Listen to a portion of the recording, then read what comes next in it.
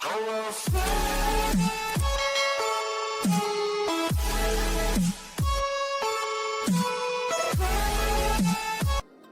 everyone. Today I'm going to show you on our own way on how to grill a fish. First, you just need to prepare all the ingredients you needed: tomato, garlic, onion, ginger, and chili. First, you need to marinate the fish together with your fish sauce, your black pepper, sugar, and salt.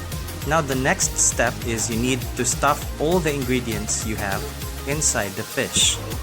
And after that, place the fish inside the tin foil together with a little bit of oil to avoid the fish skin sticking into the tin foil. Grill the fish until the tin foil is slightly burnt. And there you have it. You have a tasty and delicious grilled fish. Thank you everyone for listening. Please don't forget to subscribe to my channel and click on the notification bell button. And also please leave your comments below.